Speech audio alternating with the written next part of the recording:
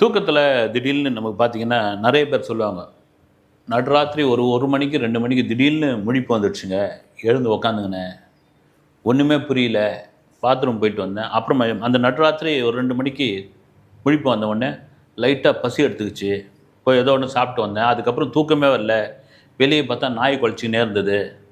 அப்புறம் பார்த்தீங்கன்னா, ஏதோ சத்தம் கேட்டுக்கினே இருந்தது. கூர்க்கா வந்து விசில் அடிக்கிற சத்தம் கேட்டுது. இல்ல பார்த்தீங்கன்னா, அப்படியே நல்லா தூங்கிட்டேன். டப்புன்னு ஒரு முழிப்பு வந்தது. மணி என்னான்னு பார்த்தா ஒரு 1:30 மணி. என்னன்னே எனக்கு புரியல. அதுக்கப்புறம் பெரண்டு பார்க்குறேன், உருண்டு பார்க்குறேன். ஒரு 4 மணிக்கு தான் தூங்குனேன். இது நெறைய சொல்றது இன்னைக்கும் இருக்குது வந்து. இது சம்மந்தமா யூரோப்ல வந்து ஒரு ஆய்வு ஒண்ணு நடத்தியிருக்காங்க. என்ன காரணம் அப்படின்னு. ஏன்னா உலகம் ஃபுல்லா இது இது இந்த பிரச்சனை இருக்குது வந்து. இந்த நடுராத்திரில முழிப்பு வந்துருச்சு அப்படின்னு சொல்றது.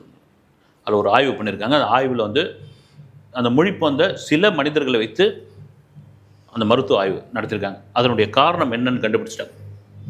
முக்கியமா ஏசியா மாரியான நாடுகள்ல அதிகம் அந்த அந்த பாதிப்பு உண்டுன்னு அவங்க சொல்லியிருக்காங்க. இப்போ அதுக்கு காரணம் ரொம்ப முந்தைய நாட்கள்ல, ரொம்ப முந்தைய காலங்கள்ல இன்னும் கேட்டாங்கன்னா, கரண்ட் இல்லாத காலத்துல, மின்சாரம் இல்லாத காலத்துல மக்கள் வந்து இருட்டுறதுக்கு முன்னாடி சாப்பிட்டுருவாங்க. இருட்டுறதுக்கு முன்னாடி சாப்பிட்டுருவாங்க. பூச்சி பொட்டு வந்து சாப்பாட்டுல விழுந்துரும். அதனால வந்து பயம் வந்து இருட்டுனால அந்த காலத்துல ஒரு பயம் இருந்துகிட்டே இருந்தது. அதன் பிறகு அவன் கண்டுபிடிச்சிருந்தா தீவட்டி கண்டுபிடிச்சான். விளக்கு கூட கிடையாது. தீவட்டி தான். தீவட்டி கொளுத்தி வைப்பாங்க. அந்த தீவட்டி கொஞ்ச நேரம் தான் எரியும்.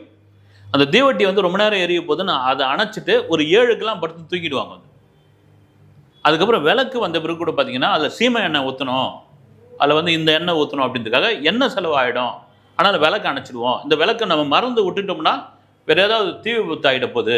நெருப்பு தானே அது அப்படின்றதுக்காக அவசரமாக சீக்கிரமாக படுக்கிறதுக்காக அந்த விளக்கை அணைச்சிட்டு அந்த தீவட்டியை அணைச்சிட்டு படுக்க ஆரம்பிச்சது தான் இந்த சீக்கிரமாக படுக்க ஆரம்பிச்சு. அப்போ அந்த சீக்கிரமாக படுக்க ஆரம்பித்த உடனே அவங்களுக்கு வந்து ஒரு மணிக்கு ஒரு முழிப்பு தட்டும் வந்து. ஏன்னா அந்த அந்த காலகட்டங்களில் 2 தூக்கம் இருந்ததுன்றாங்க. ஒரு மணிக்கு முழிப்பு தட்டுமா. முழிப்பு தட்டின உடனே என்ன பண்ணும், சகஜமான நிலைக்கு ஆகி அவங்க யாரா உறவினர்கள் இருந்தாங்கன்னா, இல்லைன்னா தெருவில் யாராவது இருந்தாங்கன்னா, அப்புறம் அந்த குடும்பத்தில் இருந்தவங்ககிட்ட வந்து பேச ஆரம்பிச்சிருவாங்களாம். ஒரு மணிக்கு பேச ஆரம்பிச்சுட்டு அப்படியே நம்ம 2வது தூக்கம் ஒன்று வரும் இல்லைங்களா, ஒரு 2:30 மணிக்கு அப்படி தூங்க ஆரம்பிச்சோன்னு விடிஞ்சதுக்கப்புறம் எழுந்துப்பாங்க. இது அந்த காலத்தில் இருந்தது. அதனுடைய ஒரு ரியாக்ஷன் தான் இப்போ நீங்கள் இந்த 1 மணிக்கு நடுஇரவில் நான் வந்து முழிப்பு தட்டுச்சு, நான் எழுந்துக்கிட்டேன் அப்படின்னு சொல்கிறாங்க இல்லைங்களா, அதுக்கான காரணம் தான். நீங்கள் படுத்துக்கின்னு இருக்கும்போது ஒரு கட்டிலையோ ஒரு பெஞ்சிலேயோ படுத்துக்கின்னு இருக்கும்போது ஜர்க்கன் அப்படி கீழே தள்ளுற மாதிரி ஒரு உணர்வு வரும் பார்த்தீங்கன்னா தெரியும். அப்படி அப்படி எழுந்த மாதிரி. அதுக்கான காரணம் என்னென்னா, நம்முடைய முந்தைய மூதாதையர்கள், ரொம்ப மூதாதையர்கள், அவனுக்கு வந்து வீடு கிட்டலாம் வாசல்லாம் கிடையாது. இந்த மிருகங்களுக்கு பயந்துக்கிட்டு என்ன பண்ணா, மரத்தில் படுக்க ஆரம்பித்தான். மரத்தில் படுக்க ஆரம்பிச்சோன்னா ஒரு உஷார் நிலையில் படுக்கணும் இல்லை. மரத்தில் எவ்வளோ நேரம் நீங்கள் படுக்க முடியும்? வந்து தவறு விழுந்துட்டோம்னா என்ன ஆகணும், அந்த பயத்தோடய படுக்க ஆரம்பித்தோம். என்ன பண்ணிட்டான், அப்படி அசையும் போதெல்லாம் எழுந்துக்க ஆரம்பித்தான். அதனுடைய பாதிப்பு தான் இது இப்போ. அப்படி இதெல்லாம் தாண்டி சமீப காலமாக நிறைய பேர் வந்து இந்த யூடியூப் சேனல்களில் அப்புறமா வந்து புத்தகங்களில் சொல்கிற விஷயம் பெரும்பாலும் பார்த்தீங்கன்னா, இந்த 3 to 5 உங்களுக்கு வந்து ஒரு முழிப்பு தட்டுதா, அது சரியான முழிப்பு தான். அந்த முழிப்பு வந்து அதை வந்து பயன்படுத்திங்க. அந்த நேரத்தில் தான் நீங்கள் எழுந்துக்கணும். நீங்கள் வந்து வெடிகாலம் எழுந்துக்கிறது, அதுவும் குறிப்பாக பார்த்தீங்கன்னா ஒரு 3லேருந்து 5 வரைக்கும் எழுந்துக்கிறது மிக சரியான ஒன்று. இதை நீங்கள் பயன்படுத்திங்க அப்படின்ற மாதிரியான ஒரு விஷயம். அதில் சிலர் வந்து விஞ்ஞான ரீதியாகவும், சிலர் வந்து சமயம் சார்ந்தும், சிலர் வந்து அதை வந்து யோகா, அப்புறம் வந்து தியானம், மெடிடேஷன், இந்த மாதிரியான விஷயங்கள்லாம் அவங்க சொல்லிகிட்டு இருக்காங்க. குறிப்பாக என்னென்னா, இந்த 3 to 4, 3 to 5 எப்படி வரும் அப்படின்னா, சிறுநீர் கழிக்கிறதுக்காக எழுந்துப்பாங்க. இல்லைன்னா சரியான ஒரு என்ன சொல்கிறது வந்து ஒரு சில பேருக்கு பார்த்தீங்கன்னா ஒரு ஆழ்ந்த தூக்கமே இருக்காது. வந்து எங்கேயாவது தொட்டுன்னு ஒரு சத்தம் கேட்டதுன்னா எழுந்துப்பாங்க வந்து அவங்க. அப்புறம் பார்த்தீங்கன்னா ஒரு குறிப்பிட்ட நேரத்துக்கு அப்புறம் வந்து இப்போ எழுந்துமே என்ன இருக்குது, போய் கீழே இறங்கி போய் ஒரு 2 ப்ரெட்டு சாப்பிட்டு வருவோம், ஒரு 4 பிஸ்கெட்டை வந்து உள்ளே தள்ளிக்கின்னு வருவோம், இல்லை போய் அப்படின்னு கிச்சனில் போய் அப்படின்ற ஒரு இது உண்டு. ஆனால் இதை தாண்டி இந்த 3 to 5 அப்படின்ட்டு வந்து இந்து மதப்படி பார்த்தீங்கன்னா அது ஒரு பிரம்ம முகூர்த்தம் அப்படின்னு. இந்த பிரம்ம முகூர்த்தத்தில் நீங்கள் பார்த்தீங்கன்னா இந்த கல்யாணம் பண்ணுறதா இருக்கட்டும், வீடு எந்த விசேஷமாக இருந்தாலும் சரி, வந்து அதை ஒரு பிரம்ம முகூர்த்தத்தை பண்ணால் அதுக்கு பெரிய சாஸ்திரம்லாம் கிடையாதுன்னு. அதுக்கப்புறம் விடிஞ்ச பிறகு தான் பார்த்தீங்கன்னா என்ன ஓரை, எந்த குளிகை, எந்த ராகு காலம், எந்த யமகண்டம், பஞ்சாங்கம் பார்க்குறது இதெல்லாம் உண்டு. இதில் வந்து அந்த சாஸ்திரமே கிடையாது. ரொம்ப முக்கியமான ஒரு விஷயம். நீங்கள் எந்த நல்ல காரியம் பண்ணுறதாலும் பண்ணலாம் அப்படின்னு. இது பொதுவாக சமயம் சார்ந்து சொல்கிறது. நீங்கள் இஸ்லாத்தில் கூட பார்த்தீங்கன்னா தொழுகை பண்ணுறது வந்து விடிகாலம் ரொம்ப எழுந்து அது தொழுகை பண்ணுவாங்க. அவங்களுடைய நோன்பு காலத்தில், ரம்ஜான் நோன்பு காலத்தில் அந்த நோன்பை வந்து விடிகாலம் எழுந்து தான் அவங்க நோன்பை வந்து முடிப்பாங்க வந்து. இது வந்து இது இருக்குது வந்து சமயம் சார்ந்து இருக்குது. இதை தவிர பார்த்தீங்கன்னா பல அறிவார்ந்தவர்கள், பல எழுத்தாளர்கள், பெரும்பாலும் எழுத்தாளர்கள்லாம் பார்த்தீங்கன்னா அந்த விடிய காலம் ஒரு 4 மணிலேருந்து 5 மணிக்குள்ளே எழுதுக்கிறாங்க இல்லைங்களா, அப்போ தான் அவங்களுக்கு வந்து அந்த சிந்தனையை ஓடும், அப்போ தான் அந்த எழுதணும்னு தோணும், அப்போ தான் அவங்களுக்கு வந்து அந்த தலைப்பு வைக்கணும்னு தோணும், அப்போ தான் அவங்களுக்கு கவிதையே வரும்.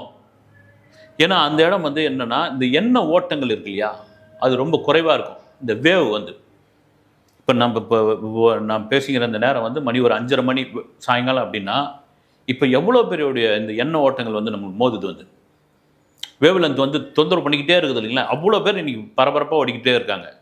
ஆனால் அந்த நேரத்தில் எல்லாம் அதோ விடியற்காலே வந்து ஒரு ஆழ்ந்த தூங்கணுவாங்க. அந்த நேரத்தில் வந்து இந்த வேவ் லென்த் இருக்காது, இந்த பிரபஞ்சம் ரொம்ப ரொம்ப ஃப்ரீயாக இருக்கும். அப்போ நீங்கள் நினைக்கிறது, நீங்கள் அந்த கற்பனையை வந்து உதிக்கிறது, நீங்கள் தியானம் பண்ணுறது, நீங்கள் யோகா பண்ணுறது, இதெல்லாம் முக்கியமான பலனை தரும். அதனால தான் பார்த்தீங்கன்னா சும்மா எழுந்து நீங்கள் உங்களுக்கு தூக்கம் கலைஞ்சி போச்சா ஒரு 4 மணிக்கு, அடுத்து வந்து மறுபடியும் படுக்கையில் படுக்காதீங்க. அப்படி போயிட்டு ஒரு யூரின் போயிட்டு வந்து சும்மா மூஞ்சலை கழுவின்னு வந்து அப்படியே உட்காந்து கொஞ்சம் நேரம் கண்ணை மூடிட்டு அப்படியே உட்காருங்க. உட்காந்த பிறகு உங்களுக்கு அந்த நாள் எப்படியாப்பட்ட நாளாக இருக்கும் பாருங்கள், எதுவுமே தெரியாதும். எல்லாம் முடிஞ்சால் கண்ணை மூடிக்கிட்டு அப்படியே தியானம் பண்ணி பாருங்கள். இது ஒன்று இருக்குது. குறிப்பாக முந்தைய கால மெடிசன் இருக்குது இல்லைங்களா, அவங்க ஆயுர்வேதிக்கு அப்புறமா வந்து சித்தா இவங்க சொல்கிறது என்னென்னா, நீங்கள் சூரியன் உதிக்கிறதுக்கு முன்னாடி எழுந்துட்டிங்கன்னா உங்கள் உடம்பை அதுவே சரி பண்ணிக்கணும் அப்படின்ற ஒரு விஷயத்தை அவங்க சொல்கிறாங்க. நீங்கள் சூரியன் உதிக்கிறதுக்கு முன்னாடி பாருங்கள், பறவைகள், விலங்குகள் இதெல்லாம் எழுந்துக்க ஆரம்பிச்சிடும். நீங்கள் பறவை கத்த ஆரம்பிச்சிடும். நம்ம கிராமத்தில் இருந்தோம்னா வெடிகாலமே வந்து கோழி கூவுற சவுண்டு கேட்கும். இப்போ இங்கெல்லாம் கிடையாது வந்து, அங்கே பறவையே கிடையாது வந்து, கிச்சு கிச்சு கிச்சு கிச்சு கிச்சுன்னு சத்த ஆரம்பிச்சிடும் வந்து. ஏன்னா அது வந்து தன்னைத்தானே இதுவாகிடுது வந்து, விலங்குலாம் இதுவாகிடும். ஏன் இயற்கையே பார்த்தீங்கன்னா ஒரு பூவே பூக்க ஆரம்பிச்சிடும். தாவரங்கள் பார்த்தீங்கன்னா அவ்வளோ குதூகலிப்பாக இதுவாகிடும். இது என்னென்னா தன்னைத்தானே வந்து சுத்தப்படுத்திக்கிற ஒரு விஷயம் வந்து சூரியன் வரத்துக்கு முன்னாடி. மனிதனும் அப்படி தான், அவனுடைய மனசும் அப்படி தான். அதனால் நீங்கள் சீக்கிரம் எழுந்துக்கிறது ரொம்ப ரொம்ப நல்ல ஒரு விஷயம். அதுவும் இப்போ இந்த மார்கழி வரப்போது பாருங்கள், இந்த மார்கழி மாதத்தில் பார்த்திங்கன்னா குளிர் அதிகமாக இருக்கும். அப்போ ஊருங்கள்லாம் பார்த்திங்கன்னா இந்த கோடாங்கின்னுவாங்க, அப்புறம் எங்கள் ஊர் பக்கம்லாம் குடுகுடுப்புக்காரன்னுவாங்க. இப்போலாம் வராங்களா இல்லையான்னு தெரியல.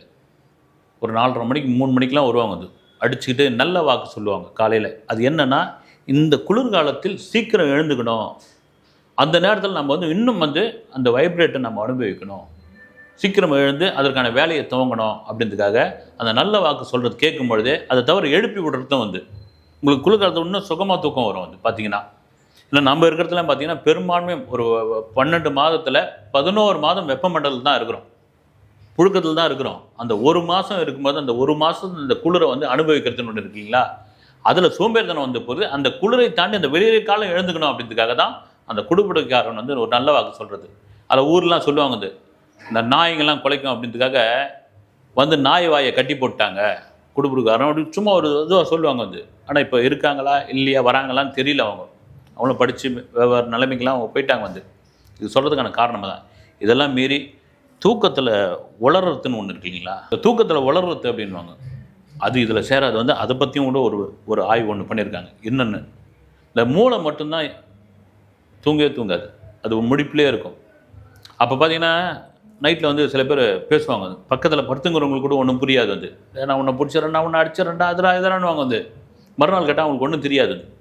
அது என்னென்னா அவங்க அன்றாட சந்திக்கிற ஒரு பிரச்சனை, அவங்க செய்தித்தாள்களில் படித்த ஒரு செய்தி, அவங்கள பாதித்த ஒரு சம்பவம், அல்ல அவங்க வந்து அதீதமாக நம்பிக்கிட்டு இருக்க ஒரு விஷயம், இல்லைனா ரொம்ப ஓவர் திங்கில் ஒரு விஷயத்தை போட்டு உருட்டுறது, இதெல்லாம் சேர்ந்து தான் அது உளறலாக வந்து தூக்கத்தில் வந்து மாறுது. அதில் ஒன்றும் பயப்பட தேவையில்லை. அது சில பேர்லாம் போயிருக்காங்க அந்த அப்போ அந்த காலத்தில் தூக்கத்தில் உளறாங்கன்னு தெரிஞ்ச பிறகு எடுத்து போய் ஒட்டுக்கு அடித்து பேயில் ஓட்டின சம்பவம்லாம் உண்டு வந்து. இதெல்லாம் அப்படிலாம் கிடையாது. இதெல்லாம் மீறி இன்றைய காலகட்டங்களில் தூங்குறதே ரொம்ப இன்றைக்கி வந்து எப்போ வந்து செல்ஃபோன் எப்படி மின்சாரம் வந்து தூக்கத்தை வந்து இதுவாச்சு, மின்சாரம் வந்து குறிப்பாக அந்த தீவட்டி விளக்கெல்லாம் போன பிறகு மின்சாரம் வந்த பிறகு தூக்கத்தை வந்து ரொம்ப லேட்டாக படுக்க ஆரம்பித்தாங்க. ரொம்ப லேட்னா 8 மணிக்கு 9 மணிக்கு படுக்க ஆரம்பித்தாங்க, லைட் எரிய ஆரம்பித்தோடனே. அதன் பிறகு செல்ஃபோனு, அதுவும் ஆண்ட்ராய்டு ஃபோனு, ஸ்மார்ட் ஃபோன் வந்த பிறகு, சோஷியல் மீடியா வந்த பிறகு இன்றைக்கி கொட்ட கொட்ட கொட்ட கொட்ட முடிச்சுட்டு இருக்காங்க. அது வந்து உடல்நிலைக்கும் மனநிலைக்கும் சரியானது கிடையாது. ஃபோனை தூக்கி அப்படி வச்சுருங்க.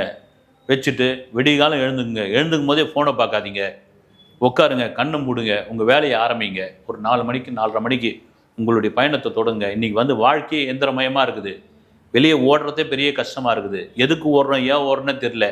சென்னை மாதிரியான பெருநகரங்களில் போய் எங்கே போனாலும் ஒரு சந்தில் தான் போய் நிற்க வேண்டியதாக இருக்குது. எதுக்காக ஓடுறோம், எதுக்காக ஓடியாரோன்னு தெரியல. பொதுவாகவே சொல்லுவாங்க வந்து மேற்கத்திய நாடுகளில் வந்து வருஷத்துக்கு ஒரு முறை வந்து வெளிநாடுகளுக்கு அவங்க பயணம் போவாங்களாம், புது புது நாடுகளுக்கு. என்னென்னா தாங்களே புதுப்பிச்சுக்கிறதுக்காக. இங்கே அதுக்கான சூழ்நிலையே கிடையாது. நம்ம உள்ளூரில் இந்தியாவிலே எவ்வளோ இடத்த பார்க்காம இருக்கிறோம், தமிழ்நாட்டிலே எவ்வளோ இடத்த பார்க்காம இருக்கிறோம். ஆனாலும் ஓடிக்கிட்டு இருக்கோம். எதுக்கு ஓடுறோம், ஏன் ஓடுறோம், எதுவுமே தெரியல. அப்படி இருக்கிற நமக்கு வந்து உடல்நிலை தாண்டி மனநிலையும் ரொம்ப முக்கியமான ஒரு விஷயம். அப்படின்னா விடியற்காலம் எழுந்துக்குங்க, அமைதியாக இருங்க, அங்கே உங்கள் வேலையை துவங்க அப்படின்ட்டு பலர் சொல்கிற ஒரு விஷயந்தான். அதுதான் அந்த 3 to 5 முழிப்பு தட்டு தான்றாங்கல்ல.